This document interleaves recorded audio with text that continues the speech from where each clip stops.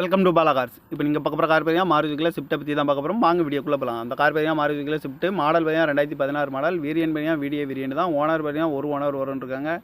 இது ஒரு டீசல் வண்டி தான். கிலோமீட்டர் பார்த்தீங்கன்னா 83,000 கிலோமீட்டர் ரன்னிங் ஆயிருக்கு. கம்பெனி சர்வீஸ் கடவோட வண்டி வரும்னு. இதுக்கு இன்சூரன்ஸ்னு பார்த்தீங்கன்னா 18/10/2025 வரைக்கும் இன்சூரன்ஸ் எடுத்து வச்சுருக்காங்க.